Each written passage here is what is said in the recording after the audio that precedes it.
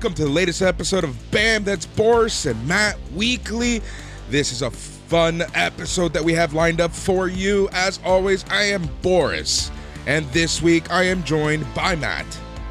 Bonjour. How's everybody doing out there? We hope you're doing well. I think this week, as you were talking, I was trying to think of what to use, and I'm not that witty right now. So we're just gonna say it. We are joined by someone else this week. It is a patron. It is a listener. It is none other than Yorkie. What up, guys? How you doing? And fucking tastic. It's been a hell of a day, to be honest. And just a reminder to all our patrons, you can always join us. Just let us know what you want to talk about, and we're more than willing to have you on the show, because that's what all of these shows on the Patreon are for. They are for you, and for just $5 each and every month, that's one of the perks that you get, is that you can be part of this show. You can be part of the Rampage Ramble, and because that's what Matt and I just love talking to everybody, and there's nothing better than talking sports, entertainment, and wrestling with a group of people, because that was surely proven on Saturday, Matt, because as I've mentioned to a couple people, you and I were actually able to spend bit of the weekend together, and we were able to watch the Royal Rumble together. We'll be talking about that a little later when we get to the wrestling. But without further ado, Yorkie, how are you? I'm good. It's been an eventful weekend in terms of wrestling and stuff. I've been working, as I do, sending cards here, there, and everywhere. Nice. Yeah, I've been good. I'm dreading tomorrow. Good. Excellent. That's awesome. Awesome football? that you're dreading tomorrow. Yeah, no, it is awesome. awesome. Hey, you know what? Existential dread. There's nothing quite like it. Woo! Yeah, we don't mean to keep you up too late, Yorkie, but what time do you got to be up tomorrow for work? Not for work. I kindly said to a friend that I would accompany them to the gym. Oh, well, that's good though. That's good for your, body and soul. I hear. Yeah, but I said I'd go at 7 a.m. Yeah, why would you do such a thing? Why would you do such a thing? Because female or male? Female or male? Yeah. All right, fair enough. There we go. We could just leave it there. But so what time is it now? Where you are? It's 20 to midnight. Yeah. Oh, there you go. Yeah. As the Iron Maiden song says, 20 minutes to midnight. Love it. Well, yeah, we won't keep you too long, but yes, we have sports and entertainment and some sports entertainment to talk about. We're going to talk a little bit about the Super Bowl. We're going to talk a little bit about a movie that I absolutely loved, and then we're going to go hard on the wrestling chat because the road to Wrestlemania has begun. Or some would say, the roads to WrestleMania. Oh, adrenaline, Boris, is it deep in your soul? Skibidi bapa doopado. Pretty much, man. Pretty much. Matt, how are you? How's it going? Oh, I'm sick. I actually got sent home from work today, so I'm just recovering. I'm probably going to call in sick tomorrow and, just shake this cold off. I've been fighting it off. It's been like coming and going. I'm feeling like this is the last wave. Yeah. I've been doing a lot of walking home too. Yes. In the cold Toronto weather, and that's probably a bad idea. I feel like that's lending to this cold. You know what's so funny? So, I've been going back and forth helping my parents and stuff, helping other people the past few weeks. Anytime I'm in Toronto, I find that all I do is walk. Anytime I'm not in Toronto, like Mississauga or Oakville, fuck walking. You take an Uber or you drive everywhere. But in Toronto, no, regardless of how far you're going, you are going to walk. And with the weather change that we've seen the past week, I think so many people are getting sick. Even I'm feeling a little sick and raspy, but I've been talking for 12 hours already today. So I'm just going to attribute it to long-ass day, and we'll take things from there. But honestly, let's just start talking some sports. Matthew, Paul, the Super Bowl is set. It is the Philadelphia Eagles going one-on-one with the Kansas City Chiefs. Interesting game. So close, Matt. We were so fucking close to calling this. Off the post. Yeah, we were almost there, almost had it. We had all season Chiefs versus 49ers, and the 49ers made the final four, lost their third string and fourth string quarterback in that game. So yeah, they were down to running backs playing quarterback. It's football. It's a crazy, violent game. Some would say we were the Brett Maher of choices. Just off the post. Can't quite make it. So close, yet so far away. Suck it, Cowboys. As long as honestly, as long as the Bills and the Cowboys didn't make it, I was a happy camper. That's funny. Yeah, Yorkie, I guess like living in England, you don't really have strong opinions about teams like the Buffalo Bills and the Dallas Cowboys. If you're a football fan, though, like Dallas is that very popular, very annoying team. Shout out Sean Burkhead, patron and friend of the show. And yeah, if you're a Canadian NFL fan, Buffalo is very much that public favored. Everyone loves them. Kind of annoying fan base. In the East Coast. Shout out Randy. In the East Coast. If you are like, I don't know where the line's drawn, but if you're on the west side of the country, people tend to go for Seattle. That's very true. That's an excellent point. And honestly, I should say that I cheer for the Bills. I don't hate the Bills like I do hate like the Yankees or the Red Sox or something like that. Like most other rivals in other sports, like the Bills have had it so rough. You know what I mean? Losing all these Super Bowls in a row. I kind of do want to see Buffalo succeed, but it's not going to be this year. Kansas City has a chance to win it all. Big homie yet again, Pat Mahomes and crew versus Jalen Hurts and the Philadelphia Eagles. So yeah, Yorkie, casual fan, casual observer. How do you feel about the Super Bowl? Who are you cheering for? The Eagles. Nice, yes. Oh yeah. I was gonna say no. I was hoping to see the fairy tale story with the 49ers with Brock Purdy. I would love to have seen Mr. Irrelevant lifting the Super Bowl trophy, but obviously that's not happening. So I am picking the Eagles purely because of the Wrexham thing. Obviously, Wrexham are on a fairy tale story of the. I don't know what I'm doing with my arm here. It's going.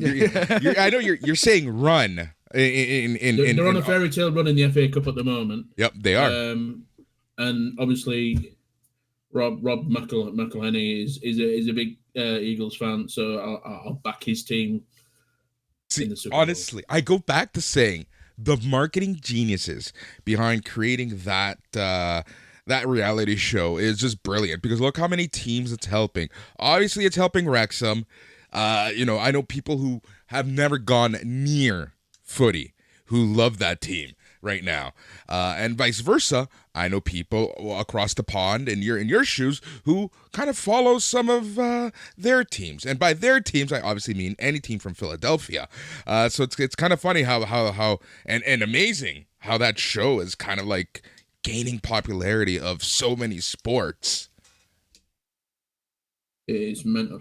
It's like I was watching Wrexham played Sheffield United in the cup the other day, and I was watching the interviews afterwards, and it blew my mind to see Gary Lineker, who is arguably the greatest English striker of my era, not before era, but my era of the 80s and 90s, just there casually talking to Ryan Reynolds, and I'm like, what's going on? Yeah, it is so funny. Hey, Mac and Deadpool coming together to buy this Welsh soccer football team. They've been given the freedom of the city. Yeah, it's crazy. It's crazy.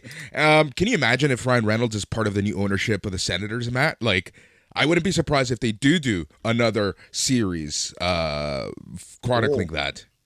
That would be very interesting. Yeah, I think it makes a lot of sense just for the NHL to attach their wagon to him, no matter how they get it done, no matter who else invests on the team. Hopefully Mac can get in there too. That'd be really cool. But yeah, I do think that it will shake out with Ryan Reynolds ending up minority owner. All right, that's it, guys. Sure. We are pooling our money together to buy like a 20th division beer league team, seeing what we can do, getting them in the pyramid. I'm so wildly for it. Right? FC. Fuck that. Boo, boo, boo, Yorkie, boo. That's just rude. Hey, we signed an actual goalie who I've sort of heard of, although I'm already forgetting his name. But he was in some ads of the during the World Cup. Is it Sean Johnson? Yes. Is it Sean? I believe we signed Sean Combs. Sean Puffy Combs, I believe, is our new goaltender in TFC. It's funny because like we had a backup, right? the poor Salvadorian guy signs back in November, and everyone's still bitching that we have no goalie. He's like, we have our backup. Tranquilo, everyone. Tranquilo. As he's eating a pupusa on the corner and like just getting ready. But no, TFC is looking good. We will be talking more MLS as the season shapes up, which is starting in under a month. How crazy is that? And I have a whole rant ready about the whole MLS season because, you know, here in North America, because they love money, they've started a new league between MLS and the Mexican League, and it's a whole tournament, knockout stages, round robin, and everything, and this is a club tournament that takes place in the middle of the summer. So both the Mexican League and the MLS are stopping play for one whole month in the middle of the summer to play this absolutely useless tournament, which extends the season into the winter months, which means that TFC will be playing more games in the winter here at BMO. Would it be? No, it wouldn't. I was thinking it might have been just. Excuse me while I reboot. Does North America have a version of like the Champions League? Or we do. It's called the CONCACAF Champions League. TFC ended up in second once. Well, we lost against Guadalajara. It's funny that gets almost no play.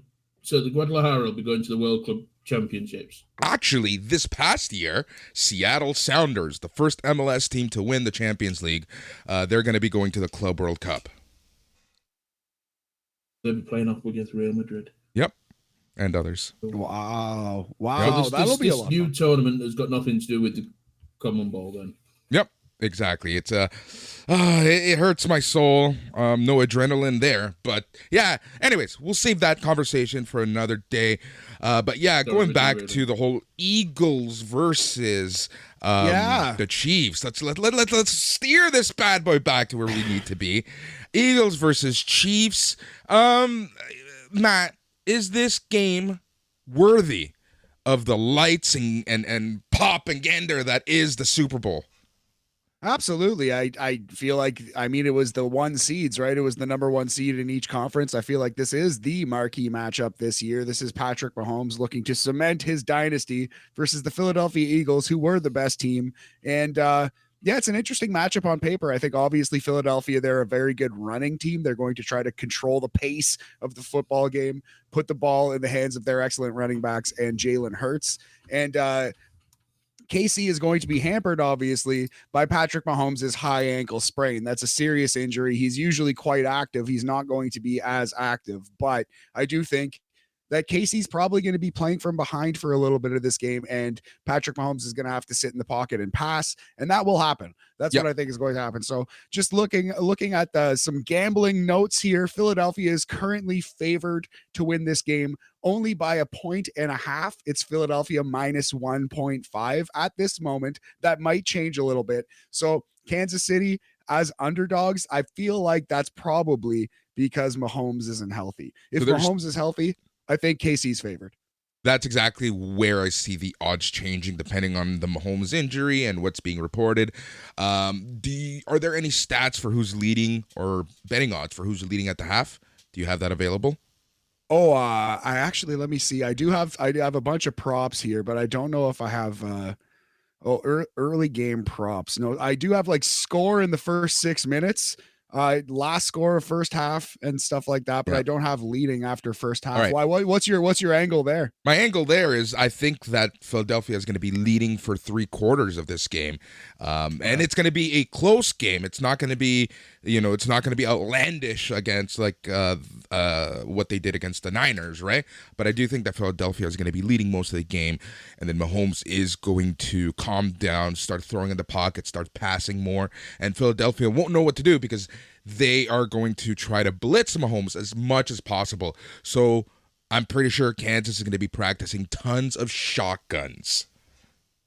Yeah, that's excellent. That's an excellent call. I actually saw a report on Pat Mahomes that says he's been under the shotgun since he was 2 years old. Like, that's how he started learning how to play football. So Mahomes is comfortable in the shotgun. I actually did find Eagles to win the first half is Philadelphia plus 340. That's a nice little bet. That is. Throw a 10 or 100 on that if you're feeling frisky, Boris. That's a nice little bet. I might actually. I might do that sooner rather than later because I can see that changing for sure. Yes, yeah. This is just according to cbssports.com. I have this here. A couple that I like. I do think though the Eagles are going to control the clock, Mahomes is going to throw some bombs. His over-under passing yards is 288.5. He went over 300 in the last game. I think Mahomes is going over 300 yards in this game, especially because he can't run and he is such an incredible thrower of the football. He's just basically turned into Joe Burrow. Yeah. He's no longer the hybrid incredible athlete. Now he's just simply Joe Burrow. You know what I mean? Simply. So I think exactly. I think he's going to be fine. It's a little cute to say that Mahomes is going over passing yards and Jalen Hurts is going over rushing yards. So I think you got to pick an Eagle to go over rushing yards. Maybe it's Miles Sanders. Someone on the Eagles is gonna go nuts on the ground though. Maybe it's Jalen Hurts. It'll probably be Jalen Hurts. But we'll see what happens there. All right. So, and I agree with you. This is a marquee matchup. This is a matchup like, a lot of people were trying to call the Eagles fake. A lot of people are trying to call the Eagles phonies, the Belgium of the NFL. But the reality is that, they're in the Super Bowl and other teams aren't. So I think that this game is going to be a lot of fun, and there's a lot of different storylines happening in this game, right? We'll give everyone a full preview on next week's Spam, but we kind of just want to set the stage. But obviously, we have Yorkie here, so I have to ask Yorkie, who do you think is going to win? Eagles. Yeah. Going with it, the heart pick and the head pick. I think right now I'm talking myself into your scenario, Boris, where the Eagles lead the whole game, but KC makes the dramatic comeback from behind. Pat Mahomes throwing the winning touchdown to fucking who knows, one of those scrubs. Probably Kelsey. Probably Travis Kelsey. Yep, exactly. All right, so that is that. And Matt, who do you think is going to win? Oh yeah, like I said, I'm at this moment going KC, come from behind victory, like you said. Same. I think I agree. All right, so that is some Super Bowl chat right there. Quickly, very quickly, very, very, very quickly. This is sports. Let's talk about some sports video games very quickly. MLB The Show. Did you see who's on the cover art?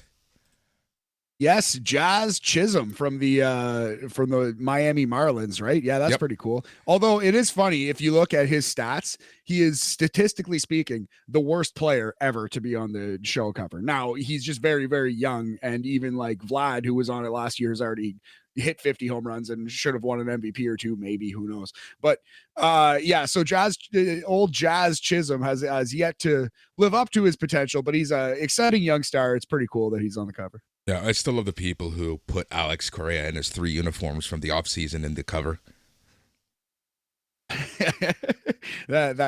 Carlos Correa. That is Carlos. Really funny. I don't know why I said Alex. I know an Alex Correa. That's why. Douchebag. But both of them actually. Just calling them out, calling out all the Correas here on this podcast. Cut that. No, I'm just kidding. Leave it if you want, buddy. So yes, they don't listen. I don't care. Speaking of sports video games, what about this WWE 2K23 Cody Rhodes entrance? War Games is actually the thing I'm looking forward to the most.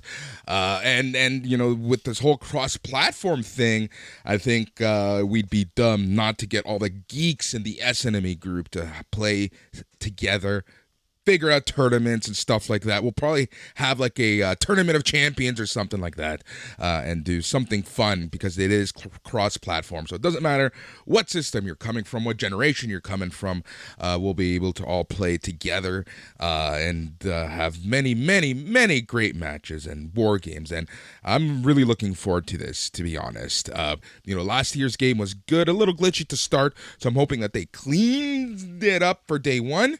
But that's 2K for you. Yeah, last year's game was a great success, I felt like, and it seems like they're just going to take that formula and tweak it a little bit and charge you $160 for the 2K23 Icon Edition. So classic 2K. But yeah, it should be a good game. And yeah, man, I'm very excited to try to do some stuff on Twitch, maybe get a universe mode going, see what happens. Brock Lesnar versus Jinder Mahal for the world title before long. I'm sure those universe modes are always batshit insane. Yeah, exactly. I'm really looking forward to it. The game looks good. It seems like they've cleaned up the graphics a little bit, like in terms of texture. Obviously you have the updated arenas and stuff like that. And yeah, it should be a very fun game. Now it's I'm guessing that 2K is coming out before AEW Fight Forever. Guaranteed. Absolutely, for sure. We don't even have any semblance of a release for AEW. Quickly talk about two that. straight ESRB games have come out. The reason why allegedly, the reason why the AEW game is being held up is because the ESRB, is sending the game back to the developers, saying no blood, or not no blood, but too much blood, too violent, particularly with women and stuff like that, right? Because they're aiming for a T for teen rating, but right now it's too violent for that rating. This seems to be a trend for AEW. Like, why can't they just tone back a little bit? Well, because people like the violence. Tony Khan grew up watching that ECW and shit posting about it on DVR. So I don't know.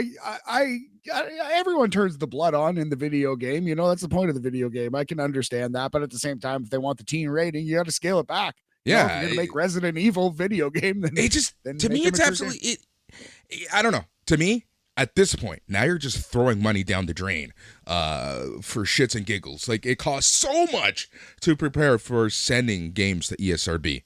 It is insanely expensive. I don't know. That's way above my pay grade. But yeah, man, I hope it comes out soon. Everyone loves the blood and the guts in the video game, though. That's the point of playing the WWE games have blood and stuff too, right? So it's like, I don't know. To me, it just seems insane, and this is par for course for AEW, it's just kind of funny. It's a small nitpick, but it's costing them money. Again, every day that game's not on shelves is money that they're losing, and double that because they're paying developers, they're paying testers, they're paying QA people, they're paying people who know all the ESRB rules, and all that. So it's the amount of money that they're just literally allowing down the toilet at this point is crazy. Yeah, I don't know what to say. I'm not backstage. I don't know what's going on with that video game, but yeah, if that is the issue and they're just, I don't know, digging their heels, that is pretty dumb. But no, 2K23 is definitely going to come out before Fight Forever. Yeah, seems so. AKA taking forever. All right, we're going to move on. Is there anything else you want to chat about in terms of video games, or are we going to move on to some entertainment? Yes, yeah, no, I'm done with video games. I have this movie I want to talk about briefly anyway, before we go too far. So yeah, the Banshees of Inisherin, it is currently on Disney Plus, at least in Canada, and in theaters around the world. And yeah, it's an excellent movie. It reminded me a lot of the Coen brothers, reminded me a lot of No Country for Old Men, or There Will Be Blood. Even it kind of had the vibe of those movies. It was darkly funny, incredibly well acted, super tight script, like very well written. Go look at the Oscar nominations. You're going to see the Banshees of Inisherin up and down. I really enjoyed this movie. It was like the complete package. It was something that stuck with me for a long time after too. The creator of In Bruges made this movie, and yeah, anyway. big fan. Banshees of Inisherin, highest recommendation. It's like my favorite movie of the decade, or right up there with No Country and There Will Be Blood, which I've already mentioned, for a movie of the century, Boris, in my estimation. Yep. It's on my watch list. Probably, who knows when. At some point this week, I'll watch it for sure. But yeah, highest recommendations to anyone who's out there. If you have 2 hours to kill, Boris, I know you don't have 2 hours to kill. That is the problem. Not right now. Not right now, man. But no, that looks everything that I've heard from that movie, it's really, really good. I've been watching so much movies, I don't even know where to start. Obviously watching The Last of Us TV show.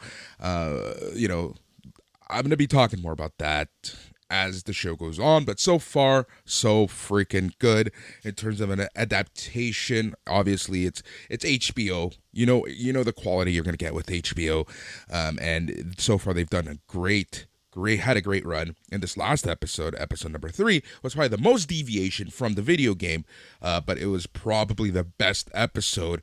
And honestly, Emmys are coming from in this episode. It was that good. It could make a person with a glass eye cry. Nice.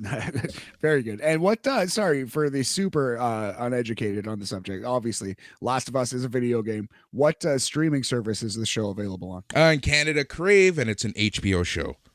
Gotcha. HBO Max. I've got it on series link on Sky. Yeah. It's on Sky, but if anyone from the UK is listening, it's on Sky Atlantic. There you go. But I've got it on record. I've heard very good things about it. I haven't even played the video game, but I've heard good things about it. You don't need to, honestly. And it's one of those stories that it's such a good story. And it's like, on the It's Canon podcast, I talk oftentimes about how, and a lot of people, there's a lot of actors who like doing video games now because the long form storytelling in video games works so much better than a movie, works so much better than a TV show. And I think The Last of Us is really proving that, how easy it is to be adapted, right? Like, the video game industry is bigger than the movie industry. So, and now we're seeing why. Now we have the quality. We have the graphics and the space to tell these stories, and that's what you're seeing, right? And that Last of Us is a perfect output of that. So, that's been a lot of fun. That's such a good and interesting point. The video game industry is far bigger than the movie industry right now. Far bigger. So I wonder what the year is that flipped. I wonder when that exactly happened. And that's so funny that's definitely the case. I have those stats somewhere. I did a whole episode on the It's Canon podcast about that, of where, you've started noticing more actors actually appearing and doing everything for video games, right? Like, you had Cyberpunk 2077, and Keanu Reeves. You had what's his face in Death Stranding, being the guy from The Last of Us and a bunch of other stuff, Boondock Saints and stuff, right? So you're seeing more A-list actors, you're seeing A-list directors, A-list writers writing, producing, acting, voice acting in video games. Even games like God of War, like, you have A-list actors lending their voice. And it's one of those weird things. Go ahead, Paula. I was going to say, look at Zelina Vega. She's going to be the new Street Fighter. Yeah, exactly. I know she's not A-list. No, but still, right? Like, that still adds to the video game industry, and it just goes to show you how big the video game industry is right now, and it's only getting bigger. So yeah, we can dedicate episodes and series just on this topic, right? And it's a great debate, but at the end of the day, the numbers don't lie. Video game industry much bigger than the movie industry right now, and it's finally getting kind of like it's respect with certain people. And then it's kind of funny because then you have the Martin Scorsese's of the world who bitch at Marvel and comic movies, but he's also technically bitching at the entire video game industry. Basically, they don't like the fact that geeks are taking over. That's where the money is. Exactly. That's exactly it. While we're talking about entertainment and shows we need to watch, I urge everyone if they have Netflix, to check out Against the Ropes. Yes. It's amazing. I had my subtitles on because I don't understand Spanish. I've been learning Duolingo. Sort of. Not Duolingo. Nice. But it's right. Basically, I'll give you a little backstory. My parents are both deaf, fully deaf, can't hear a thing. So all my life I've gotten used to watching TV with subtitles. So now I can pretty much watch any foreign language film as long as I've got English subtitles. I can sit there and watch it and get engrossed and understand what's going on. And I watched Against the Ropes, and I thought it was brilliant. Yep. It's Against the Ropes. It's a 10-episode Netflix series, and it's essentially a mom who was in jail for 6 years. She gets out, and her family is kind of iffy on her. Her daughter's pissed off at her. Her daughter's father kind of created a new life for the daughter, and the mom just wants to get everything back. But because the daughter doesn't want anything to do with her, the mom essentially dons a mask and becomes a luchador, and insanity ensues. That is like the gist of the series. It's so well done. Tons of Rey Mysterio in this show. Did you notice that they even had his mask from like his original character? Yeah. Do you know what I loved? There was a scene that I loved. I texted Matt about it because I thought it was brilliant. There was a scene with the daughter and the daughter's best friend.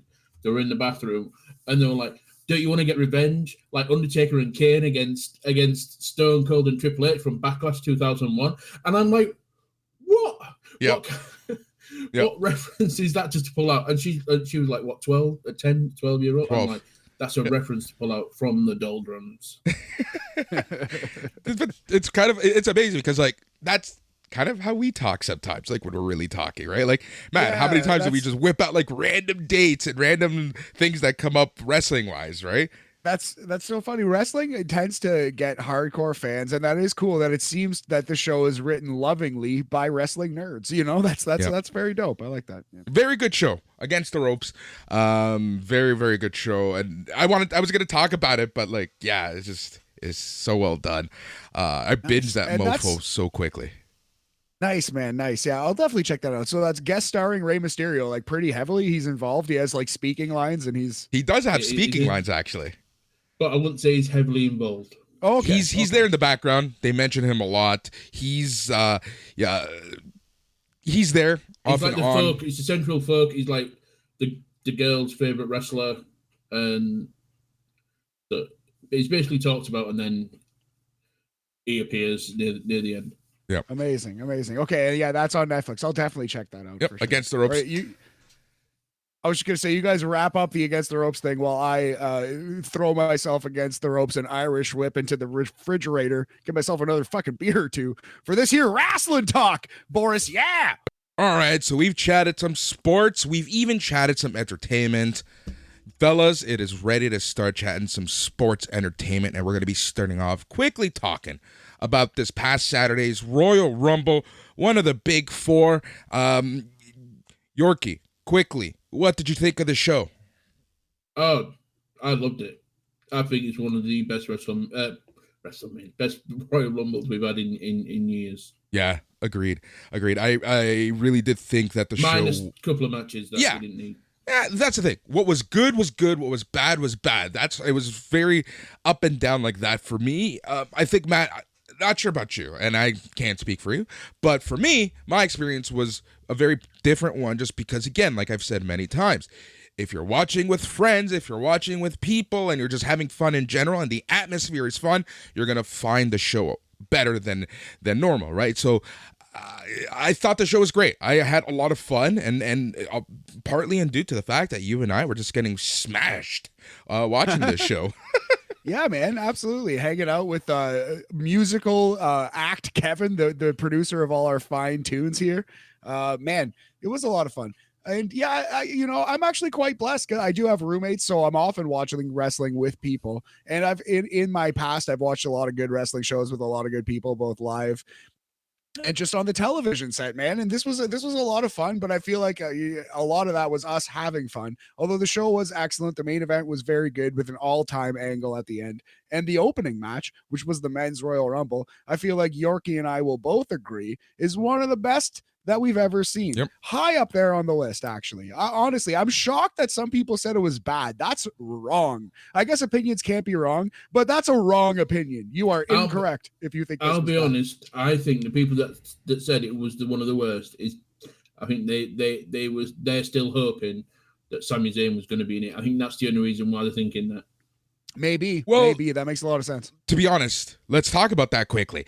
And this is something I thought of rushing back to the house to get to Matt's place, and that is, WWE has obviously finally learned, right? After 2015, after the Daniel Bryan situation, and Roman just getting booed out of that fucking arena and city because the fans didn't get what they wanted.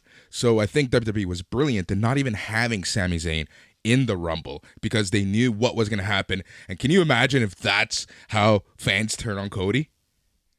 It might be down the road, man, in a month or two, who knows? But I think it was also brilliant that right away to start the show, they did a promo where Roman basically said, Sammy, I need you by my side all night. You stay here, you come out with me to the ring. And they kind of told you Sammy's not going to be in this match, but you will see Sammy in the main event. You will see him. So I thought that was actually like brilliantly done. It was very clever. Yep. I'll be honest. I didn't watch the pre-show. So you missed that. I was working early Sunday morning, so I didn't watch it live. Right. I went to work the next morning and thought, right, put the main show on, just watch it. Didn't see the pre-show, didn't see that thing. So I'm watching the Royal Rumble. I'm like, this is good. This is really good. I wonder if Sammy's going to come out, not knowing that segment's been on. And when I realized it got to the time when I knew Sammy wasn't coming out, I'm like, I'm still happy with this Rumble. Yep, It does not bother me. That's good. That's a litmus test to how well you thought they pulled off this Rumble. And I feel like the ultimate litmus. Oh, sorry. Go ahead. I think we're going to say the same thing. Go ahead, Matt. I was going to say the ultimate litmus test of if you enjoyed this show or not. Did you think the Mountain Dew Pitch Black match was worth half of a shit? I heard people say it was one of the worst matches of the year. I thought it was just a dumb match with a black light. I thought it was fine. Like 2 stars. Not the worst match I've ever seen. I've seen absolute embarrassments to wrestling. And that, in my opinion, wasn't one of them. I can name you so much worse. So much worse. It was there. At least it was short, and the angle at the end kind of made up for all the craziness. The other litmus test for how good the show was having and seeing our buddy, Kevin O'Leary, and his reactions and how much he enjoyed the show at the end of it, right? And he even commented like the difference between the men's and women's Rumble. During the women's Rumble, he was like, "Oh, this isn't quite as good as the first one, eh?" And there's something about like the stories and like whatever. And he kind of picked up on it. It was really cool to watch him like not knowing anybody, but maybe your Brock Lesnar's, right? Yeah. And Logan Paul, obviously, he knew. He was like, "What the fuck is this? Oh yeah, Logan Paul's a wrestler." I guess it was funny. Talking about that whole thing. The fact that he enjoyed the show, right? Like let's remember that. Like wrestling is entertainment for everyone. It's not just for us geeks who love talking about it, need to know what's going on and get surprises ruined and then complain that surprises get ruined, but you're mad because the surprise isn't ruined. Wrestling is entertainment for everyone. So I love watching wrestling with people who don't normally watch wrestling, and to me that is a huge litmus test to see whether a show was good or not. Taking someone who doesn't regularly watch wrestling, sit them down beside you, especially with two geeks who just, are Matt and I, need I say more? Yes. So the fact that Kevin enjoyed the show a lot was huge. That is true, but our energy, and I feel like when you're with any fans who are of like watching a thing who like really love it and are just generally talkative people, like the energy kind of rubs off, right? So I love watching wrestling with other people. Like I said, like I like to have fun with it and like make jokes and like whatever. Like anyway, so I felt like a good time. But yeah, I thought it was a good show with a great opening rumble and an all-time final few minutes. Yeah. Okay. Did you think that the blowout, the blow off, the blow up, the climax was going to happen the way that it did at the end of the show, Yorkie? I'll be honest, I did not know what to expect at the end of the show. All I saw was a really good match between Roman and Owens, and for a moment, I did think Sammy was going to carry on with the bloodline and hit Kevin, just to prolong it that little bit more. But then once you slapped him a bit out, I'll be honest, I was cringing for a lot of it with all the super kicks and the stuff. I was like, even I'm like, this is going to. Do you know what? This would be the perfect time for blood in WWE.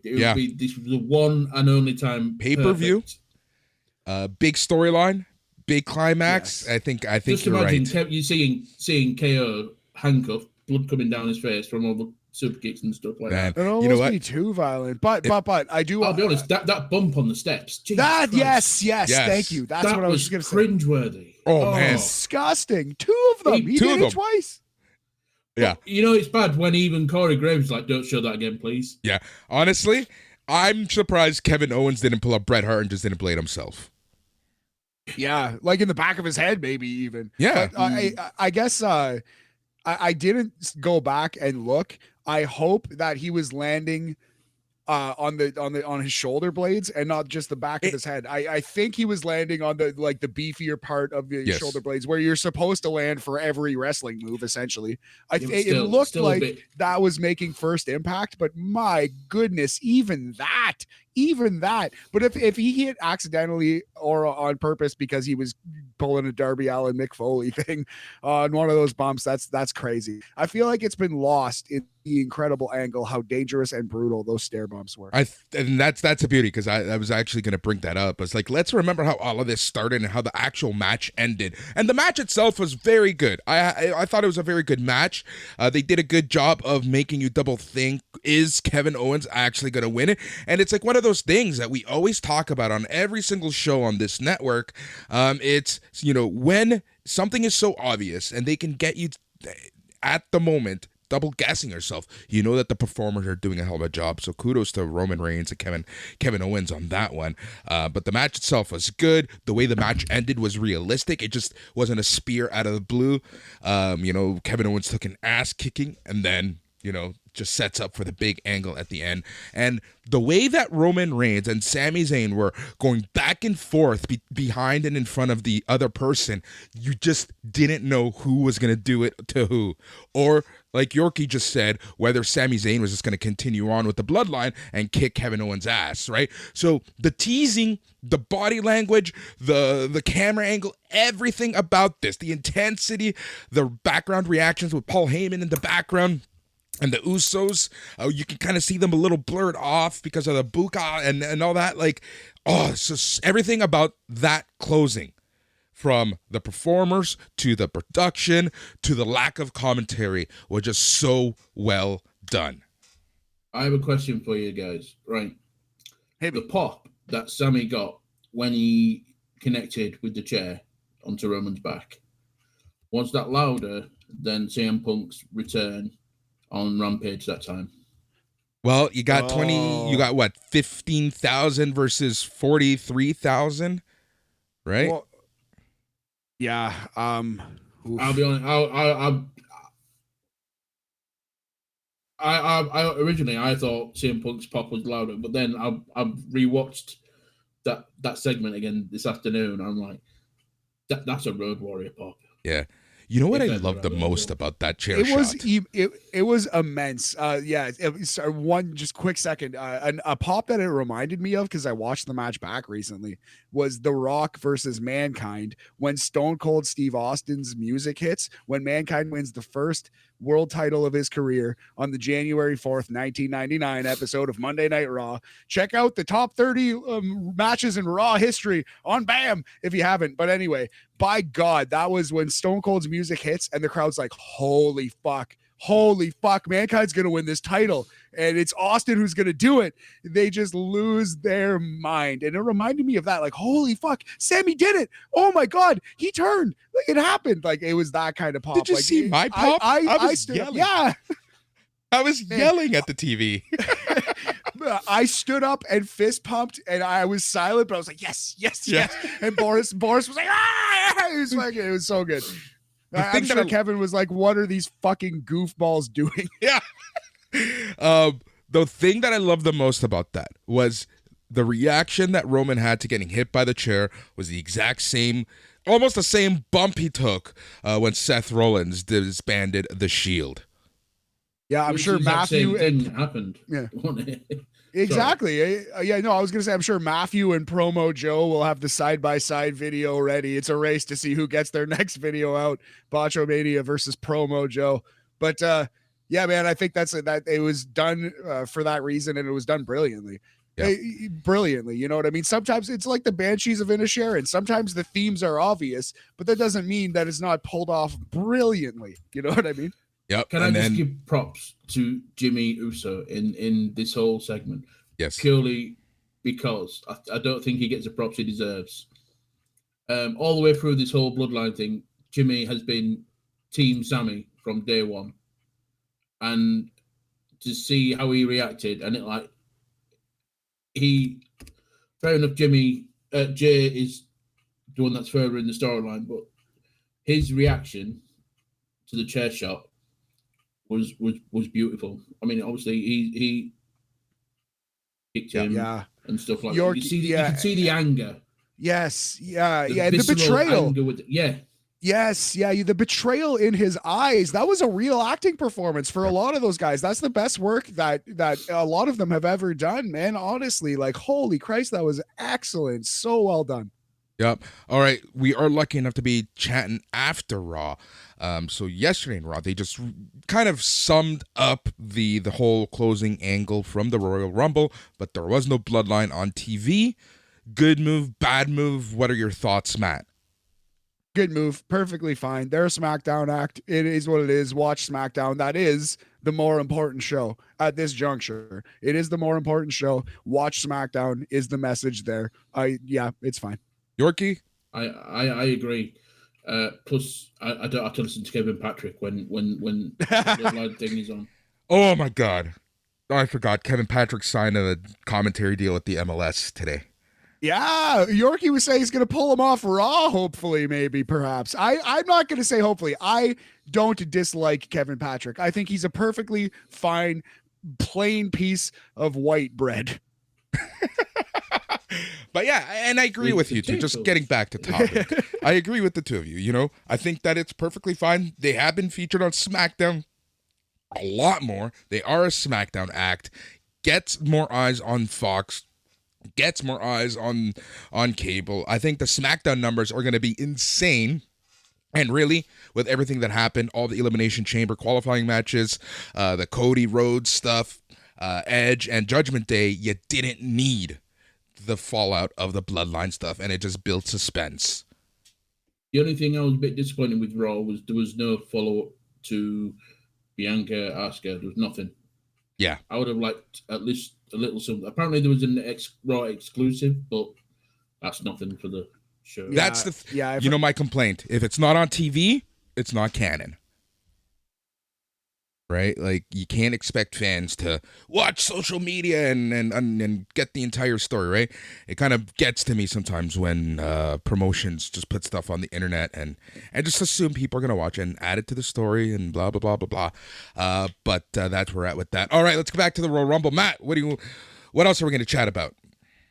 No, I think we're pretty good on the Royal Rumble. Just final thoughts. I don't think it wasn't one of the best pay-per-views I've ever seen, but like an easy 2 thumbs up all the same. You know what I mean? Like an absolute like brilliant final angle that we'll all remember for the remaining days of our wrestling fandom. So that alone, plus the good men's Royal Rumble, I think sets up WrestleMania very well, which is where I think we should pivot. So I was thinking I'm going to run through what I believe is going to be the WrestleMania card. What I believe WWE has told us on television is going to be the show that we're going to get. And then after that, I was thinking you guys can maybe give us your like what you want to see versus what I'm pretty sure we know we will see. I'll just tear up your list. Let's go with that. Okay, so WrestleMania card, Cody versus Roman for sure. Okay. Yep. Now, one thing about that match, notice, I don't know if you guys saw this, but when they've started promoting that match, happening at WrestleMania, but they haven't put a night to it just yet. Yeah. Well, it's too early. Interesting. It's too, but that's my point. I think it's because both of the Cody and Roman are going to be working main, feature matches on both nights. That's interesting. I think it. Sorry. Go ahead. No. Okay. Yeah. Let's just continue to run through the card, but I actually think this will be the main event of night 2. Okay. Cody defeating Roman. I have a theory. If one of your matches is what you're going to say, so I'll wait until you say the possible match. Okay. The next match that I think is for sure going to happen on WrestleMania, the Usos versus Steen Jericho, Kevin Owens and Sami Zayn. Yep. Right. Here's where I'll jump in, because this is what I was going to talk about. Outright. Obviously, we know that that match is going to end, not the tag match, but Roman and Cody, night 2. Yeah. What do you put on last on night 1? Do you put Charlotte? I would put the tag team. I was just going to say, would you put the tag team match or would you do Charlotte Rhea? Honestly, I'm a fan of letting the women main event, but the reality is that this Bloodline storyline has been the biggest storyline in WWE in so long. It's been lasting almost a year that you almost have to put that on last, especially if and when Steen Jericho wins and if that is the titles. Case, then they're just making history again from tag titles main event. Yep. WrestleMania. Yeah, that's interesting. Yeah, true. Yeah, I'd love that to happen. Yeah, suck it, Young Bucks. I do think it's going to be Charlotte versus Rhea. I think you're right, Yorkie. Your original thought. That's my current guess for the main event of night 1. But what my heart wants is Usos versus Steen Jericho. Fuck yeah. Yep. All right, let's keep going. Okay, so we know Charlotte versus Rhea is on the card. Pretty sure that Bianca versus Asuka is on the card. Going to be another women's match on the card. This whole year, we've thought that Becky versus Ronda Rousey was going to happen for one of these titles, right? Becky needs an opponent. Why is Becky versus Ronda off of this WrestleMania? That's still going to happen. Becky versus Ronda will happen on this show. I'm calling it now. What do you guys think? No? Yorkie says no. No, Ronda's lost so much of her drawing power. She's just another wrestler. Fair, but throw her on WrestleMania, have Becky beat her again. She's the Ronda killer, and then do whatever you want to do with Ronda going forward. But yeah, Becky's going to beat Ronda WrestleMania. That's it. Ronda Mania. Yeah. Oh, that's a tough one, man. That is a tough one. I don't know exactly what's going to happen there.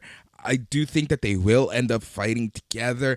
I think that the Bayley-Becky blow-off is going to happen next week at the steel cage match, and that's why it's nowhere near WrestleMania. We still have Elimination Chamber for a lot of story, so I think something's going to happen, the Elimination Chamber match, to set up Becky and Ronda. So I'm gonna agree with you, Matt. Nice. Okay. Next up, we know Seth, male Becky, husband of Becky Lynch, will be wrestling Logan Paul. That seems to be locked. You know what? Honestly, I would give him Ricochet at this point. Logan or Seth? Yesterday. Logan. Yes. You guys go, because you've both made this point now. Talk your talk. Go ahead, Yorkie. Yeah. And I don't need to say anything. I don't need to say anything. I mean, I made the sound effects. No one on the podcast will. I've got to realize it's an audio podcast, not a video. We're gonna start doing the whole video thing with this beautiful new Riverside studio that we're using. The bouncing off the top rope, the double springboard divey do. Yeah, that was insane. That sold itself. Yeah, I would honestly do that match. I would do the aerial combatants. Just let them go. Let them Eddie Guerrero, Rey Mysterio, Halloween Havoc themselves. Okay, I wholeheartedly agree with y'all, but I think put them in a ladder match. Jesus, my God, Jesus. Logan Paul in a ladder match is actually a very exciting prospect, but that's like a year down the road. Not yet. He's still too new. He's still too marquee to waste him, quote unquote. I think Logan Paul is going to be in the Money in the Bank in London. So I was just thinking that. Wow, there you go. Logan in the bank. He could win the world title from someone. That wouldn't be the craziest thing. I don't think you could have Logan lose. Beats Cody. Yeah, Logan Paul could beat Cody, man. I that would not shock me. But Seth versus Logan Paul will be the WrestleMania match. Okay. I think so far. My heart says Ricochet, but my brain says that it is going to be Seth. Yes. So far, Cody versus Roman, Usos versus Zayn and Owens, Charlotte versus Rhea, Bianca versus Asuka. I think, and Boris agrees, but Paul disagrees, Becky versus Ronda, still going to be on the show, and Seth versus Logan Paul. All for sure, in my opinion, on WrestleMania. Brock versus Lashley. Sorry, which? What? Who you got Johnny Knoxville fighting? He's got to come back. Johnny Knoxville versus Bam Margera. 2 out of 3 falls. Can Bam even do anything at this point? No. Can Johnny Knoxville really do much at this point? Yeah. Hopefully, yeah. Sorry. Lesnar Lashley, yeah. That's what it is. No, it's actually Knoxville versus Bam Margera scaffold match. No, Brock Lesnar versus Bobby Lashley. I think that is for sure on WrestleMania. May I add a stipulation to that? To the scaffold match? No, to Brock Lashley. Yes, Brock versus Lashley. I think it's going to be the Timothy Thatcher special. I think it's going to be a pit fight match. Oh, MMA style. Oh, yep. Boris. I like it. But you said it was Timothy Thatcher special. It was the Matt Riddle special. They both wrestled in multiple. So, whichever. Okay. I forgot about Matt Riddle. I think Timothy Thatcher inherited the thing, but it was originally the Matt Riddle gimmick. But yeah, Brock versus Lashley, possibly in a cage of some kind. I like where your head's at. Brock versus Lashley, though, that is on WrestleMania. Dominic versus Rey Mysterio, that is on WrestleMania. Mask versus hair. Oh, let's go. Let's fucking go, Yorkie. I love it. I heard that. All right. I heard some people mention that, and they were like, no, we can't do that. And I'm like, who better to unmask Rey than Dominic? It has to be. And they're like, Kevin Owens first, then his son. Yes. Hey, Lucha de 2 out of 3 Apuestas. Yeah. So I was just going to say full Lucha de Apuestas. 2 out of 3 falls, mask versus hair. Lucha de Apuestas match. They should call it Lucha de Apuestas. Or they can recycle the Mountie versus Big Boss Man 1991 SummerSlam. Loser spends a night in jail. The jailhouse match. I'm the Mountie. I love it. Jacques Rougeau, you are always invited on BAM. You have an open invite. You and your sons and any generations past, present, or future of Rougeaus. And your kayfabe brother PCO. Yes, and PCO, yes. And all of your... sorry? Don't forget Ray. Yes, of course. Well, Ray, yeah. All Rougeaus of all creeds and colors. Welcome on the BAM program. Teach us French. I'm relearning on Duolingo. Up to fucking Unit 2, baby. Oh man, now I really want to see a spend a night in jail matching. Dominic versus Ray after Lucha de Apuestas on Backlash. They do the jailhouse match. Okay, so we know that for sure. Those for sure are on Mania. John Cena has a WrestleMania match apparently. I'm thinking it's looking like Austin Theory for the US title. It is most likely going to be Austin Theory. Reports coming out today that Steve Austin is a no-go for WrestleMania. He turned every match possibility down. So it's looking more and more like it is going to be Austin Theory versus John Cena. And I love that people are saying they haven't done anything to set that up. Well, seeds are being planted if you listen to Austin Theory's promos.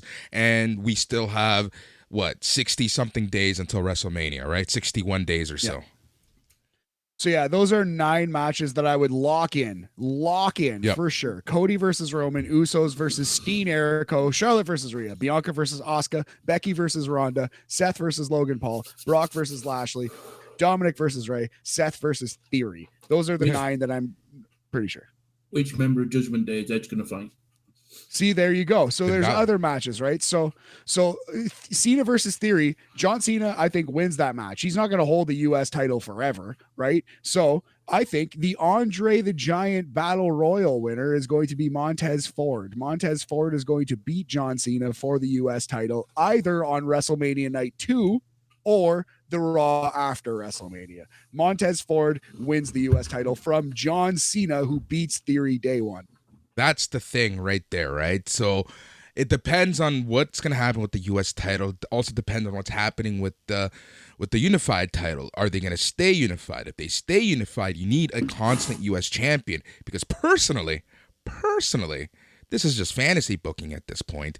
I would have this in a summer show in Toronto, John Cena versus Edge retirement match.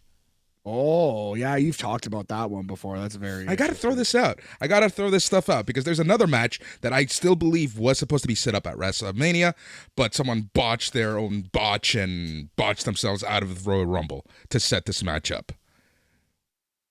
And I have no idea what.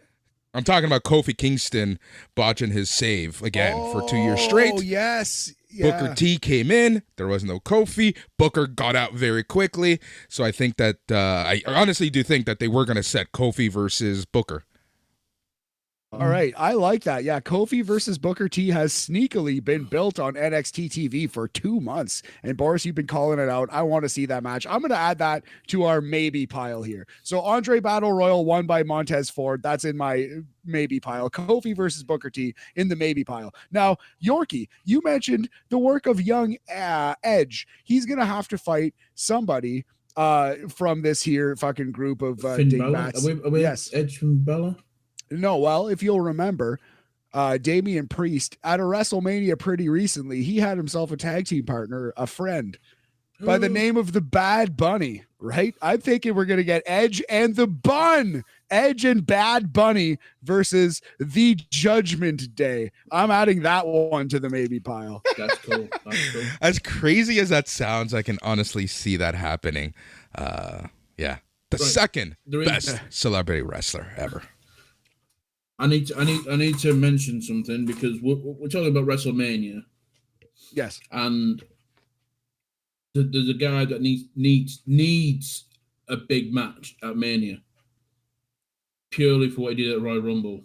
Yes. And that man is, of course, Otis. Yes, Gunther. Yes, Gunther needs a big match at WrestleMania. Here's what I go on. No, please go ahead. No. I was hoping that they teased it a little bit at the Rumble. I really was hoping for Gunther versus Lesnar, but obviously that's not going to happen because they've got the heart set on Lashley again. Yeah. So who do you think? Sadly, yes. At this moment, though, I do think we're going to get Brock versus Walter down the road. I think they're saving it, but you're right. Yeah, it's going to be Brock versus Lashley. This is what I think they're going to give us, not what I want. Walter versus Drew versus Sheamus, triple threat for the Intercontinental title. I feel like that was set up in the Royal Rumble when Walter eliminated both Drew and Sheamus, and there was dissension in the ranks between Drew and Sheamus after that elimination. They spent the whole match buddy, pally, and as soon as they got dumped out, they wanted to fucking fight each other. So I think this is where we're going. Gunther versus Drew Mack versus Sheamus, triple threat for the IC title, and maybe if you wanted to, Drew pins Sheamus or the other way around, and Walter loses the title without losing the title. I can see that, and I can see a combination of those three happening at Money in the Bank just to capitalize on their Clash at the Castle stuff, right? Yes, big time. I'm actually hoping for Gunther versus Cody at Money in the Bank. Oh my, that's something. You have to get the IC title off of them. You don't have to this do is it how till, you do it. What is it, June? Yeah, you don't have to do it till June though. But yeah, but yes, I think this might be how you do it. Walter versus Drew versus Sheamus. Hold on. What was the main event of WrestleMania 6? Well, that was Hulk Hogan versus the Ultimate Warrior, my friend. By God, it sold out a stadium. It did. Yep. Who was the world champion? Well, I believe it was Hollywood Hulk Hogan at that time, the Immortal Hulk Hogan. And who was the Intercontinental champion? Well, by God, I think it may have been the Ultimate Warrior, Paul. So why can't they do that at Money in the Bank? It's a great call. It's a great call, buddy. Because they won't. That's why they just won't. I'm just saying. I know it's been could, done. Though. They could. They could theoretically. All right. But... So there's always an Andre Battle Royal on either SmackDown or WrestleMania Night 1 or a pre-show or whatever. There's going to be a women's Battle Royal. We know that. Who's going to win the women's Battle Royal is my question. No one. What? The last two out of the women Battle Royal are going to go on to face Io Sky and Dakota Kai for the women's tag team titles. Ooh, the WrestleMania 14 gimmick. I like it. I like where your head's at. And that team, Nia Jax and Kairi Sane. Big twist. Nikki Storm and Piper Niven. Or Tegan Knox? Or no, Nikki Cross. Nikki Cross and Piper Niven. Nikki Cross and Piper Niven. Yeah. Yes. Yeah, they've teamed up on NXT and they're going to challenge for the women's tag team title. I love it, Yorkie. Great call. We're putting that in the maybe pile. Yeah, I like that one. Women's tag title match. All right. Maybe pile continues. We need some NXT involvement, I think. This is a deep cut, but the Miz needs a match. I'm just throwing it out there, throwing a dart. Braun Breaker versus Miz. What do you think? No. How about this? Braun Breaker and someone from the main roster versus Miz and Grayson Waller. Braun Breaker and Grayson Waller have a feud going. Miz could kind of give Grayson the rub because they're very similar characters. Both come from reality TV. Both are heel shitheads. Yeah, I can see that. I can honestly see that. I was thinking if Braun retains on Saturday, I'm thinking, why not Braun Breaker versus Carmelo? Oh, an NXT versus NXT match on. I could see that. Just for the NXT title. I'm thinking Braun Breaker gets called up before WrestleMania, and his first big match is at WrestleMania, and it involves the Miz somehow. But I like your idea better. Making a huge assumption that Braun Breaker is going to be champion come Sunday after Saturday. That's why I said. Well, that too. Like, I don't think he's going to be NXT champion. That's why I think he's getting called up. But if you wanted to continue his feud with Grayson Waller, you could. Anyway, so maybe Braun Breaker won't be involved, but I wanted to say Braun Breaker might be involved, possibly as a member of the main roster. Here's something. Bray Wyatt needs a match. Who's Bray Wyatt going to wrestle? Easy. Uncle Howdy. Next. Yeah. All right, cool. Let's move on. Bray Wyatt versus Uncle Howdy, right? That seems to be a thing. Yeah. Let's move on. There's nothing else All to right. say about that. So I think we've covered everyone who has been highly featured. Really, there's like tag team ladder match that could be a possibility. The Street Profits might fit in there. You could do a lot of things with certain wrestlers there. I don't know. Is there somebody who I'm forgetting? You think in a big match? I'm sure we are. Sure. Okay, who's that? I'm sure there are fans yelling. It's purely because I've not seen him on TV in a while. I know they're injured, and I'm hoping they're back in time for Mania. I just want to see Gargano versus Ciampa again. Ooh, interesting. At Mania, can you imagine what they do at Mania? If they get 10, 12 minutes, yeah. Yeah. That'd be the opening match or something like that. Or just to get not the opening match, that's the second best match on the card, isn't it? So it's second or third in. Yeah, man, I love it. That's a good call. I'd like to see that.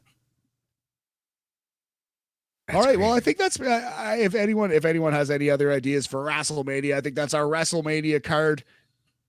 Yeah, we'll be doing a lot more of these. We'll be cleaning this up after Elimination Chamber, and planning is already underway for WrestleMania week here on SNME.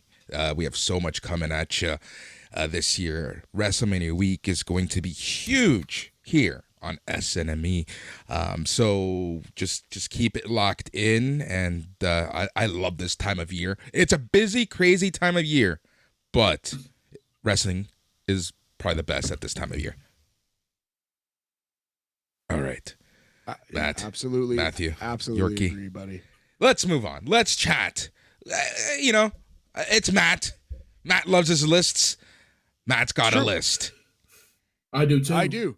Yes, and we invited Yorkie along for the list making journey. So we're gonna try to do weekly top 10s here on BAM, or top 5s, or top 25s, or however the fucking wind strikes me, Boris. So this week it is top 10 Royal Rumble matches. So the way I think we're gonna do this, Yorkie, is we're gonna alternate from 10 to 1 and both taking turns. And unless the Royal Rumble that I say is your number one, I'm going to talk about it. But if it is, we're going to save it for number one, kind of thing. You know what I mean? Okay. All right. So let's start with, I believe that you also said that you had a couple like that were off the post, off the woodwork, as they say. Yes. So yeah, let's hear the ones that you say are rattled off the post for you. Not quite good enough to be top 10. Obviously, there is a few. I have the 2018 Women's Royal Rumble. Yes. Okay. Good call. Now that was the first Women's Royal Rumble, correct? Yes. It was just a bit. Stephanie on commentary didn't help or anything like that. Oh, excellent. Yeah, excellent call. She brought that down.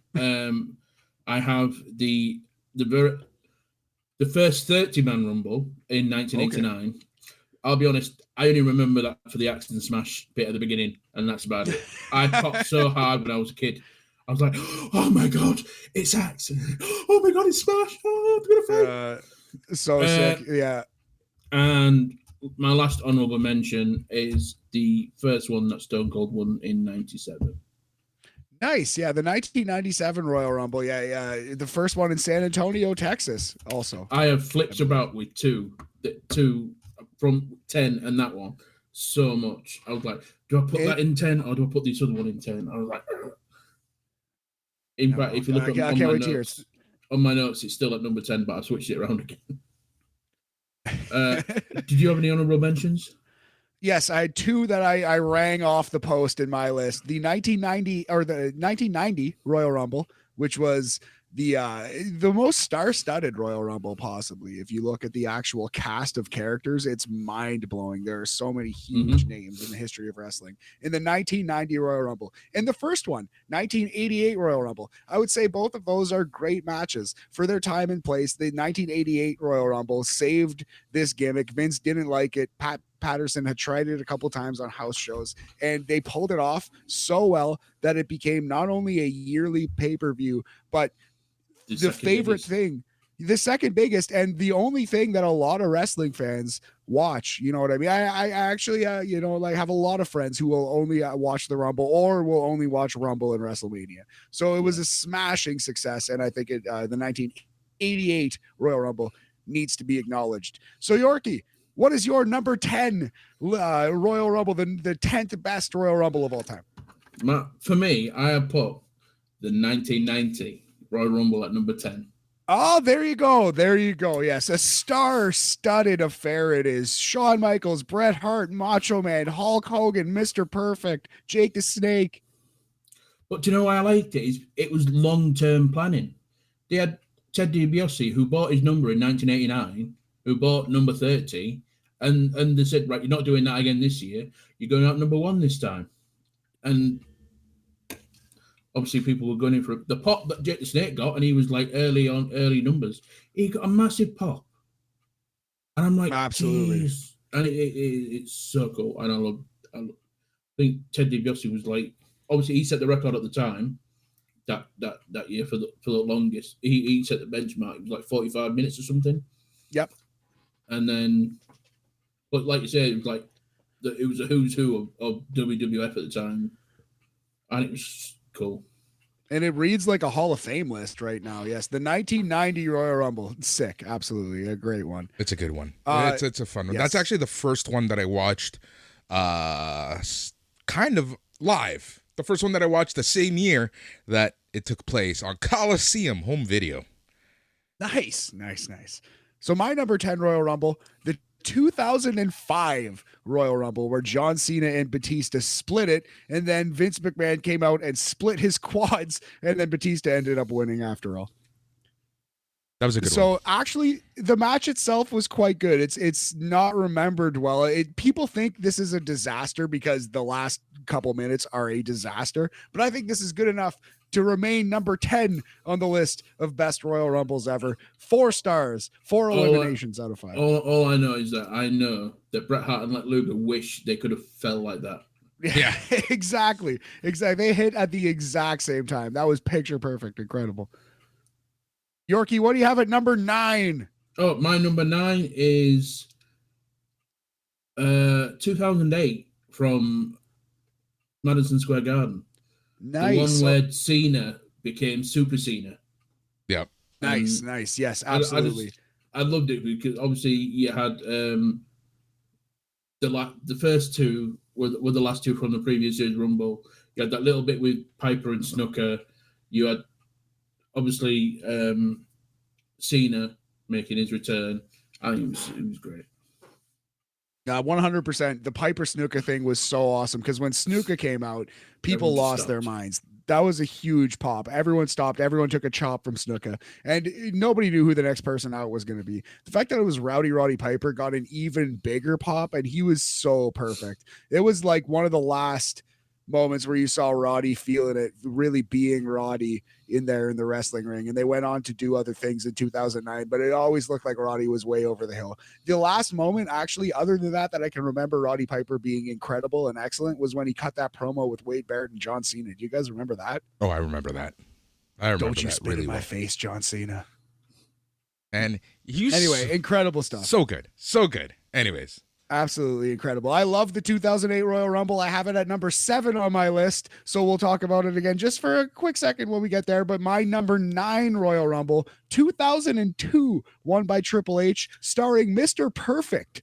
I have this at 4 stars. Great match. Yep, this was great. Mr. Perfect, huge surprise, and got a mini run out of it until May of that year. And this was obviously the return of Triple H, right? Of Super H, of Super Shredder H. So yes, of Super Shredder H wearing a leather jacket and then a vest, or no, a denim jacket and a leather vest on top of the denim. So where do you have this one, Yorkie? Seems like you have it a little higher. I have it at number 6. Okay. Well, how about we move forward to your number 8 pick and we talk about this when you hit number 6. You can make the case. Okay, all right. My number 8 pick would be higher if the ending was different, but my number 8 pick is the 2020 Women's Royal Rumble. Oh, interesting. Won by Charlotte. And I think had Shayna won this match would be higher. Because very good. I think this is what ruined Shayna's trajectory, her not winning this match. Because I think she was destined to be. Sometimes that's the thing about WWE, right? Is people are riding on so much momentum, and then something. I'm just gonna say small for the sake of it. Something small like not winning the Rumble just completely derails them. Also the way she's been pushed since then, but yes, yeah. It's nowhere near. They're trying to build her up back to what she was before, but it's just not happening. What's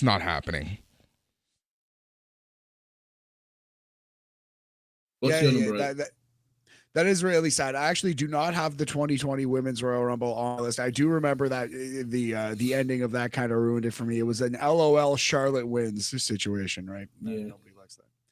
So yes, number 8 for me is the 2006 Royal Rumble won by Rey Mysterio. This is the first Royal Rumble that I have at 4.25 stars, and it is something special, not just great. So the Rey Mysterio run, he set the record that was broken by Gunther just a couple days ago. But yeah, Rey Mysterio with an incredible run for Eddie Guerrero. It was a little cheesy, but I really like this Rumble layout overall. And perhaps saccharine sentimentality, the overdoing it of the feels on this one, it actually landed because it was Rey Mysterio. For me, it worked on this day because I did not ever think that they would let Rey Mysterio win the Rumble. And when they actually did, the story worked for the reason that Vince McMahon has been so biased against smaller wrestlers for so long that it actually was a true underdog story. Yep, exactly. I didn't have this on my list purely because I mean, it's a good Rumble match, but But like you said, I knew from the outlet, as soon as Ray was in it, I'm like, it's going to be Freddie. He's going to win. They're not going to let someone eliminate Ray right at the end. Here's you know what the thing though is? If this was 10 years later, you know that Ray would have been the first person eliminated because that's how senile Vince became. Yeah. It was that bad at some points. Like I felt like he did everything to like just to go against antagonize us. Yeah. Right? Yes, to antagonize his fan base and say you're wrong. Yep. Anyways. So yeah, that was my number 8, the 2006 Royal Rumble. Yorkie, what do you have at number 7, buddy? Sticking with the same year as my number 8, I'm gone with the 2020 Men's Rumble. Oh, interesting. So this is your. This is my number. Yeah, this is my number 7. 7. Yep. Yes. Oh man, this Rumble. It was a Rumble of 2 halves, wasn't it? Obviously, it was the Brock Lesnar half, the Drew McIntyre half. Yep. Pretty much. Keith Lee with some Edge mixed in with that. Could have became a star pop for Edge. Yeah. Edge getting the big massive, return. Yes. Oh, Keith Lee could have been a superstar if he hadn't bothered with Braun Strowman. Yep. Why couldn't they have just teamed up together, thrown Strowman, obviously, the story and stuff, yeah. Yep. Anyway. This Rumble, I actually didn't watch live because I was in Vegas while the show was going on. And I just remember people sending me messages, even Agnew was like, holy shit, Edge is back. I'm like, I'm in Vegas, still drunk. So I watched this one so hungover on the bus ride back from the airport. Amazing. This is way higher on my list, spoiler alert. And I agree with your assessment. I thought this match was great, and I'm going to talk a little bit more about it after. But yeah, so my number 7 was the 2008 Royal Rumble, the Roddy Piper and old man Jimmy Snuka having an old man fucking brawl, and John Cena coming back in Madison Square Garden, 2008. That is 4.25 stars in my opinion as well. So number 6, Paul Yorkie, what's your number 6 Rumble, buddy? My number 6 was 2002. Oh yes, that is correct. Yeah. Because I think it was the Rumble where they announced some surprises beforehand, didn't they? They announced Goldust, Mr. Perfect, and the Godfather. Did they announce Mr. Perfect? Yeah, they did. They're like, oh, we got some surprises, and they did some vignettes before the Rumble. It was like on the Raw. I remember it specifically. Okay, and then obviously Goldust was the first one because he had his massive entrance with his. But what I obviously had the bit with Hurricane and Austin and Triple H, that was funny. And then Perfect got right near the end. I was hoping for a bit of a Mr. Perfect Kurt Angle tussle about that. I would love to have seen that match. Oh, that would have been excellent. You know, I wonder, I'd have to go back and watch the 2002 Royal Rumble. I wonder why I don't have it as 4.25. I only have it as 4. A- versus A. It's an important distinction here on the BAM program because 4.25 gets you into the match of the year territory nowadays when every fucking wrestling show has 10 good matches. But anyway, I love the 2002 Royal Rumble. It's very, very good. I wonder, did they, because I remember them promoting Goldust and someone else. It was the Godfather that you said? Yeah. Yes. I think I'll be honest, I think there were 4.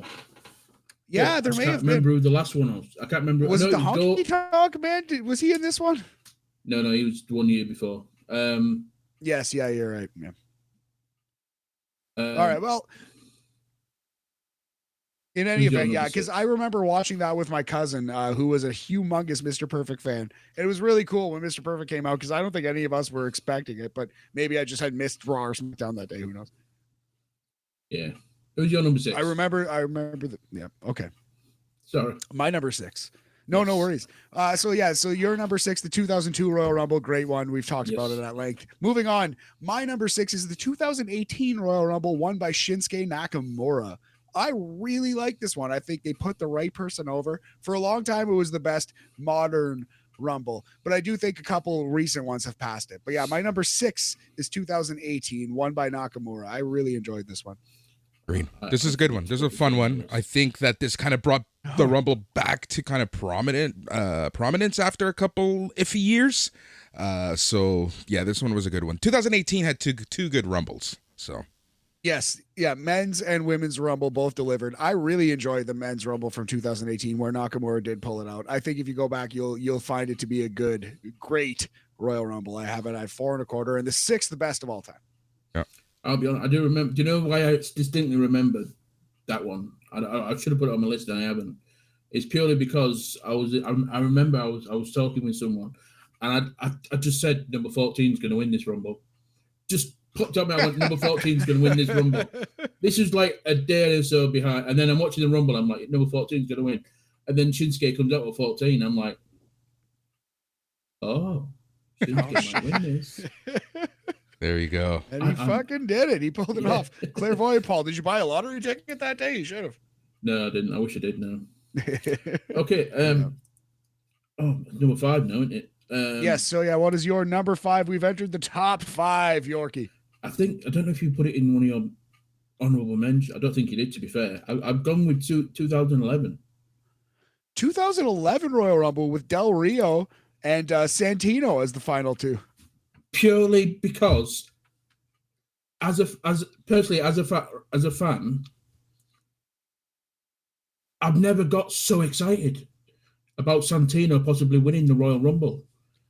I got so hyped up. I'm like, he's gonna do it. He's gonna do it, knowing full well he's no chance of doing it. Yeah. But the optimist in me, I'm like, yes. It made me feel good to be a wrestling fan again. I think that those moments are the best, right? And to me, those are my favorite wrestling moments, is when, us who love this so much and know way too much of what's going on, become fans again, right? And we talked about that earlier with the whole closing of this year's Rumble and that segment, right? Like, I was screaming, Matt was punching air, and we were both going insane. Absolutely, man. I have such fond memories of wrestling from 2010 to 11, which is weird to say because it was a down period in WWE, but that's what got me back into wrestling. Because from 2007 to like 10, 11, I wasn't watching much because the Chris Benoit thing really, really like broke my heart and shattered my worldview. Man, I wanted to be a wrestler for the first 20 years of my life. And then the Chris Benoit thing happened, and I was like, well, I don't want to fucking do this anymore. And I've kind of been lost ever since, but that's neither here nor there. Anyway. I think we need to chat offline about this one. Yes, straight up. That's a fucking 5-part podcast right there.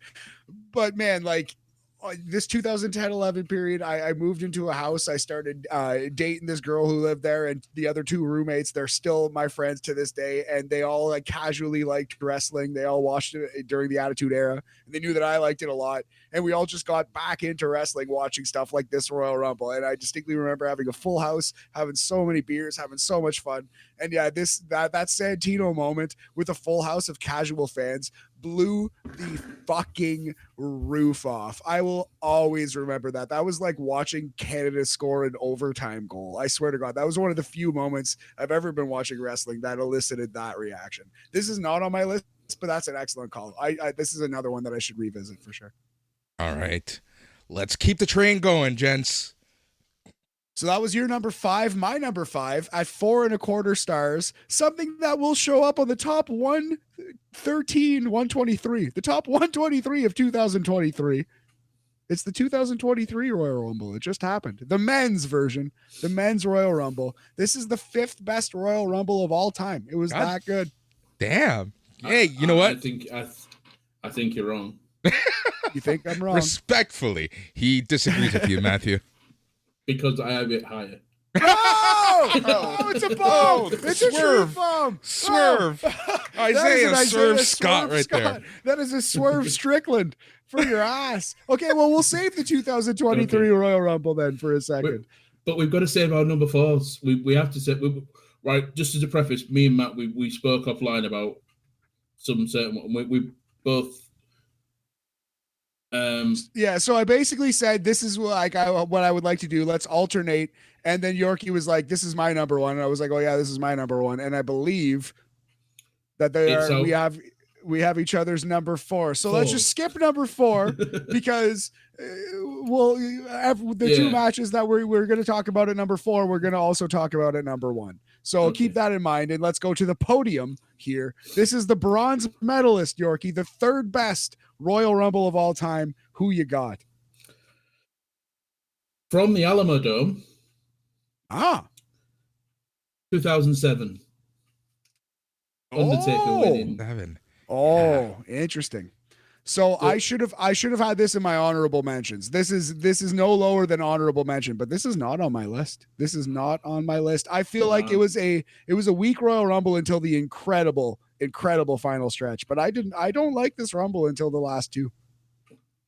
Fair enough. To be fair, the last two is what made it for me, because it was one of the first times where the last two it was treated like a match and not just a quick elimination. And I was like, yes, I am in for this. It was so good. And there was a point where I'm thinking, pin him. I'm like, no, it's a Royal Rumble. You can't pin him. You're not Macho Man Randy Savage. Oh, that one made me sad. Oh boy. Yeah, no, that's excellent, man. It's a really good call. It was the best final stretch, possibly still is the best final stretch. And it was before it obviously it predated their WrestleMania matches, right? So it made you want to see more Shawn Michaels versus Undertaker. Yeah. What's your number 3? My number 3 is the 2004 Royal Rumble, the Chris Benoit Rumble. That is 4.5 stars, an all-time classic.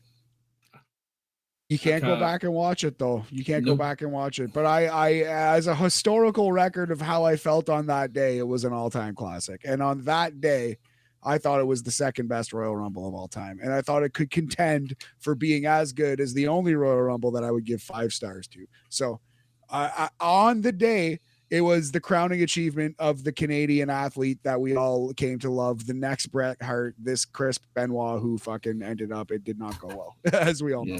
Yeah. Okay. All right. Let us continue with the list. All right, my number 2. I think you figured it out. The silver medalist. My silver medalist is the Cody Rhodes winning 2023. Number 2. Wow.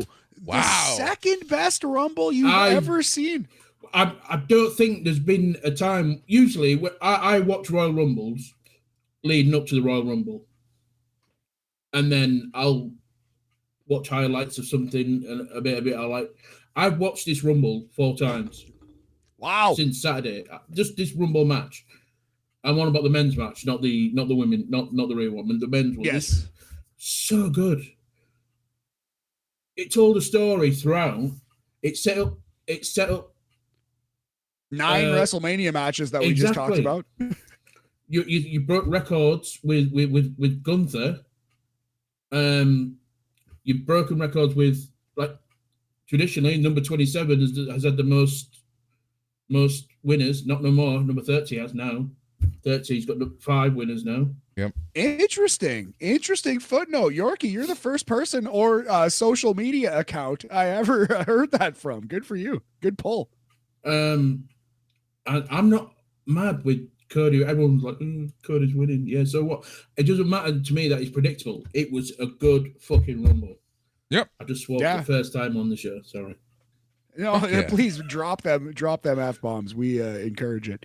Yeah, man. Well said. I like this Rumble a lot. I thought it was great. I thought it was my number 5, but excellent call. Yeah, man. I love the sell job on it too. It was a brilliant Royal Rumble. Your second best of all time. Oh yeah. Yep. I think what really helped this year's Rumble is the fact that, yes, we knew Cody was going to win, but there's just so many different routes that we can get to the main event of WrestleMania that anyone could have really won that Rumble, right? So again, in the heat of the moment, they had you guessing at times. So kudos to WWE on that one. Matt, let's keep it going. It was the heat of the moment telling us where their heart went on that night, Boris. And it is my number 2, my silver medalist. Yorkie has already mentioned it. I believe at number 7, it is the 2020 Royal Rumble, the tale of 2 Rumbles. Both great, though. Brock Lesnar wasting the WWE roster through the first half of this was excellent. The Ricochet, Drew McIntyre teaming up to eliminate Brock, very memorable. An all-time Royal Rumble moment. And then the last half with Drew fending off the roster, including the return of Edge, which we didn't know was coming. We had heard maybe. But yeah, this is my second favorite. And in my opinion, objectively, the second best Royal Rumble of all time. Very cool. Very cool. There you go. All right. Is this top spot? Are we going back to or going to top spots now, gents?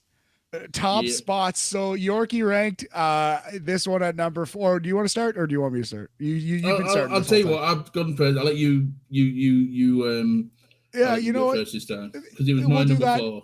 And we'll give you the hammer. We'll let you close out the show. So yeah, this is Yorkie's number 4 Royal Rumble. This is my number 1 Royal Rumble. In my opinion, the only Royal Rumble you can give 5 stars to objectively. The 1992 Royal Rumble, Ric Flair's journey through his entire career. This was the Christmas Carol, but Ric Flair was going through the ghosts of Christmas past, present, and indeed future to vanquish the WWF roster and win the WWF title. He vanquished Shawn Michaels in this match, which, hey, look who ended his fucking career in WWF. The storytelling with him going through Greg the Hammer Valentine and Roddy Piper and the Texas Tornado, Kerry Von Erich, and all these men who he's had wars with throughout the years, all wrapped around Bobby Heenan giving the single best commentary performance in the history of professional wrestling. The number 1. No commentator has ever been better than Bobby Heenan was on this night. So the way we rate matches here on BAM, you got to account for that too. 5-star match, 5-star Royal Rumble. Fucking fight me if you disagree, Yorkie. No, it's just the one thing that spoils it for me is the ending. Is because Hulk Hogan is a prick. He's a bitch. My friend eliminated me. I'm gonna pull him out. Fuck off. It's a bitch move, but my counter to that is we all know Hulk Hogan's a bitch. That doesn't ruin anything for me. But we didn't at the time. We didn't know he was a bitch at the time. I was only a kid. I was 10 years old when that happened. Oh, dude, you knew he was a harsh lesson. Me and Matt had this conversation on an episode of BAM recently. Hulk Hogan was the most heel face ever. That motherfucker cheated to have to win so often. Yeah. Look up at that WrestleMania that year, though. It was Hogan versus Sid, but we also got Flair versus Savage. Yorkie, we're gonna have you back. We're gonna have you on the pod. Yeah. We also got Brett versus Piper that WrestleMania. Yes, we did. Yeah, but see, this is what I was talking to you about, Matt. You mentioned Flair Savage. Someone brings up Piper.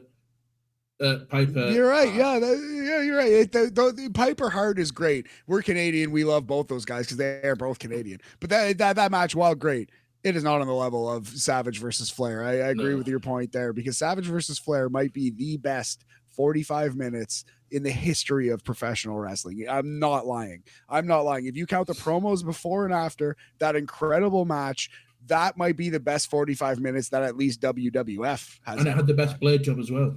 It was fucking incredible. I love that shit. Best blade job? Is it that or is it Eddie? Anytime you can get Flair. No. Anytime you can get Flair's hair red rather than blonde. That is excellent. It is an iconic. But yeah, the Eddie one, he maimed himself. I don't even want to give that props. Yeah. All right. So 1990. But Boris, while we're talking about random 5-star matches, Eddie Guerrero versus JBL, fucking random 5-star match. I don't give a fuck what anybody says. Yep. I will cut my own head open to prove that point. Remember when we watched that recently, like under a year ago? That's another one where we watched that together, and I think this is one of my favorite matches ever. I think I would objectively say this is one of the best things in the history of professional wrestling, and I would die on that hill. But it wasn't until I watched it with you, Latino buddy of mine, that I was fucking certain that that's a 5-star match. That's Eddie Guerrero dying on his shield. It's beautiful theater in professional That was also the same night that we rewatched Owen Brett 94 SummerSlam. Yes, fuck. We got to do classic wrestling rewatches more often, man. That's some good times. All right, Yorkie. So that's my gold medalist, the 1992 Royal Rumble, and the only thing left is your gold medalist. What is the best Royal Rumble of all time? Educate me. It is 2001. Boris, you're thinking, you're like, Stone Cold Steve Austin, the Honky Tonk Man. It was this was the breakout of Kane in the Rumble, because obviously this would start. He eliminated 11 people in this one. He eliminated 11. It had a bit of everything. You had obviously you do a bit of your hardcore wrestling with the trash cans and all that, with Blackman, Raven, Al Snow, Kane, all that lot. And then Honky Tonk Man comes out. Kane smashes him. We're not going to mention Drew Carey. Forget about him. I like the Drew Carey thing. Right, it was all right when he tried to pay the Hardy Boys. And then, but this was one where you had so many people that could legitimately win the Rumble. You had Undertaker, Kane, Kurt Angle, was he? No. Austin, Rock, Triple H. All these guys, these are big name guys, and any one of them could have won, and no one knew who was going to win this Rumble match. And then you get down to the last three, and it's Kane, Austin, and Rock. Kane's knocked down, and then you got Rock in one corner, covered in blood. You got Steve Austin. No, you got Austin in one corner, covered in blood because he's previously been attacked by Triple H. You got Rock in the other corner. They both get up at the same time. They're both locked eyes, starting fighting and all that lot. It's just exhilarating. I could watch that and never be bored. Ever. I wish people could see, like, you're getting a half chub just talking about this right now. That's why, man, we got to start. This is the last podcast that we do strictly audio. We got to put these things because Yorkie, it is infectious. You can see your passion, man, honestly, and it's fucking dope. Like, you're completely right.